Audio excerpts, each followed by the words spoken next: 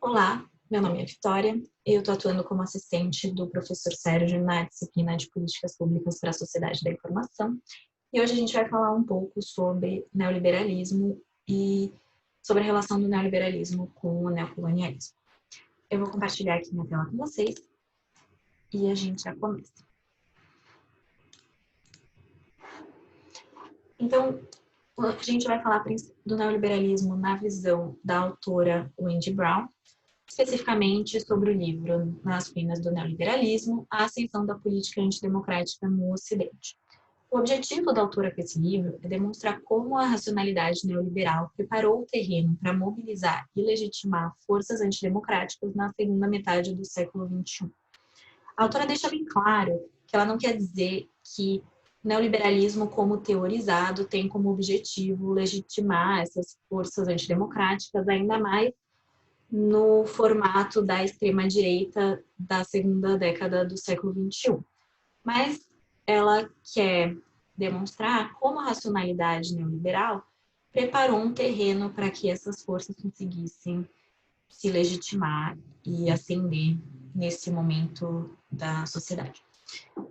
O argumento da autora é que as formulações neoliberais sobre liberdade inspiram e legitimam a extrema-direita.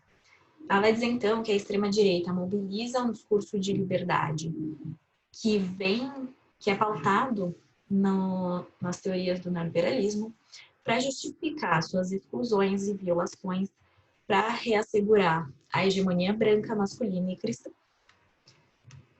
Então, primeiramente, a gente precisa entender o que é neoliberalismo para a autora.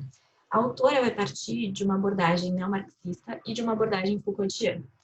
A abordagem neomarxista vai dizer que o neoliberalismo vem como um ataque dos capitalistas aos estados de bem-estar keynesianos, à sociais-democracia e ao socialismo de Estado. O que quer dizer que o neoliberalismo vai vir contra os avanços das pautas sociais que aconteceram em alguns estados, no século XX. Já a abordagem Foucaultiana vai dizer que o neoliberalismo é uma reprogramação do liberalismo. O neoliberalismo ele vai ser uma nova racionalidade política. O Michel Foucault também vai deixar muito claro que, ao contrário do que muitas vezes se diz, o neoliberalismo não tem a ver com uma intervenção mínima do Estado. Ele tem a ver com uma intervenção a favor do pleno funcionamento do mercado. O que quer dizer que, se para funcionar de maneira plena, o mercado precisa de uma intervenção máxima estatal, o Estado assim pode fazer. Além disso, Foucault vai falar que no neoliberalismo tem o entendimento do trabalho como capital humano. O que quer dizer que os indivíduos eles vão ser transformados em empresas, unidades de empresa, que vão investir em si mesmos e se tornar também investimento. Eles vão investir em si mesmos para aumentar, de forma a aumentar seu capital humano e, portanto, aumentar o seu salário, que no capital humano vem em forma de renda. Esse investimento pode vir em forma de investimento em educação, mas também pode vir em forma de investimento em imigração, por exemplo. A imigração se torna um investimento para o capital humano, ou até mesmo em casar com uma pessoa que também tenha um alto capital humano, para que você possa criar uma linhagem que mantenha ou até mesmo aumente o nível de capital humano da família. A autora vai, então, utilizar a abordagem neomarxista e a abordagem Foucaultiana e vai ampliar essas duas abordagens, considerando também o aspecto moral do neoliberalismo, além da importância do mercado para o neoliberalismo. A autora vai utilizar muito Friedrich Hayek, que vai dizer que o mercado e a moral juntos devem guiar o desenvolvimento da civilização. Hayek vai entender que o mercado e a moral funcionam por meio de regras naturais, e essas regras naturais, elas vão focar sempre que a sociedade cumpra as regras e não necessariamente nos resultados que essas regras vão causar. Então, um indivíduo moralmente correto ou que trabalha arduamente pode não ser recompensado. E isso seria Isso seria decepcionante, mas isso não seria injusto, já que o sistema funciona pelas regras. Então, a desigualdade ela é vista como um fenômeno natural, e isso chega a ser um ataque à justiça social, já que a justiça social é pensada como forma de diminuir ou mesmo restringir os efeitos injustos do mercado. A autora, então, ela vai passar da teoria do que seria o neoliberalismo para o neoliberalismo que realmente existiu e quais são suas consequências. Ela vai falar, então, que o neoliberalismo, no final do século XX, traz uma redução da importância da intervenção contra a desigualdade, um desmantelamento ou privatização do Estado social e reivindicações de liberdade contra o secularismo, a igualdade e a justiça social.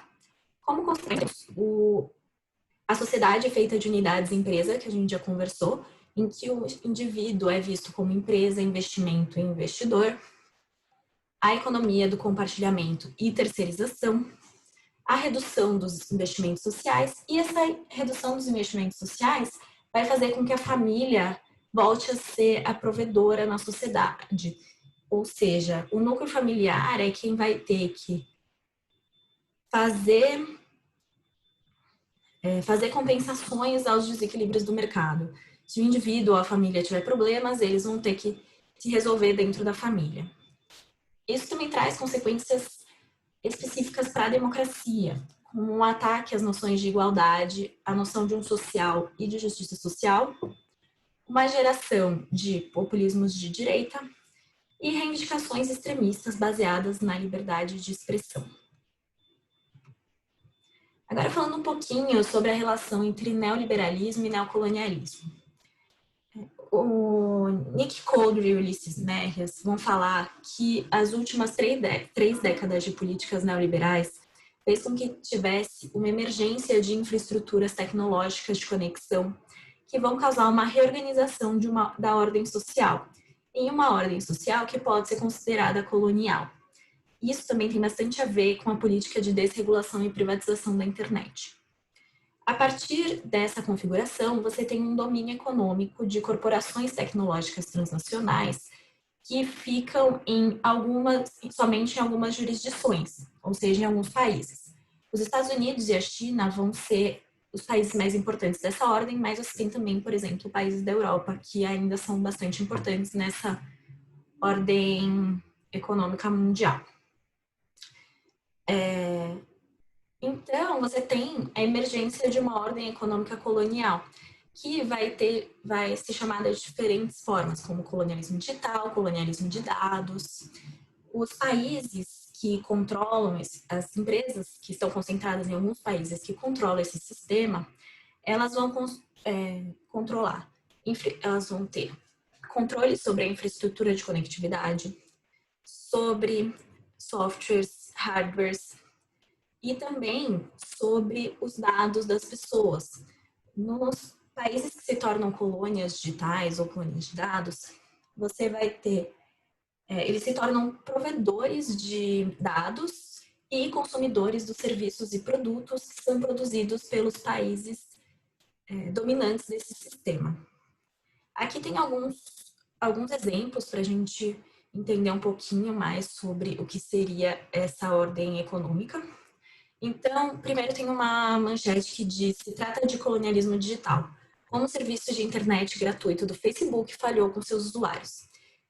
Esse serviço se trata do serviço Free Basics, que é um serviço que o Facebook provê a partir de parcerias com os governos para dar acesso à internet a cidadãos que não possuem esse acesso. O Facebook, com isso, ele dá um acesso a um aplicativo para o usuário, em que o usuário tem que fazer login, ou seja, ele tem que ser identificado, e assim o Facebook tem dados sobre todo o histórico de compra desse usuário e consegue inserir esse cidadão que antes não estava dentro do escopo dos dados que o Facebook coleta. Agora, esse cidadão também vai ser rastreado, monitorado, e vai receber publicidade e etc., baseado nos algoritmos do Facebook. Então, o Facebook está aumentando o seu mercado. Além disso, nesse aplicativo, o Facebook também dá acesso somente a alguns aplicativos, alguns sites, o que quer dizer que o usuário, primeiro que ele acaba por violar o princípio de neutralidade da rede, em que o usuário pode escolher aonde ele quer se conectar, e segundo que alguns países do sul global, alguns movimentos de países do sul global disseram que isso se trataria de colonialidade do poder, já que os conteúdos que eram disponibilizados pelo Facebook eram conteúdos ocidentais. O segundo exemplo, ele vai falar sobre a receita publicitária do Google. Então, quando o mercado publicitário do Google é comparado com o mercado publicitário de países inteiros, o Google fica em segundo lugar em maior receita. Ele só fica atrás dos Estados Unidos, e isso também porque os Estados Unidos têm a Amazon e outras corporações tecnológicas que também recebem muito dinheiro com publicidade. Para a gente entender um pouco o tamanho do mercado de publicidade gerado em torno de dados. E também aqui tem uma manchete sobre o questionamento da parceria do governo com a Cisco. O governo ele fez uma parceria com a Cisco de investimento de digitalização no Brasil. Uma desses investimentos vai ser uma plataforma de gestão e monitoramento de políticas públicas. Então, o governo vai dar todos os dados que ele tem sobre políticas públicas para a Cisco, que vai criar uma plataforma que vai cruzar esses dados e gerar insights para o governo. Apesar disso ter esse lado bom, nós estamos novamente provendo dados para Cisco, que vai ter o controle sobre a tecnologia, que vai tornar esses dados mais valiosos, contribuindo com essa ordem de colonialismo digital.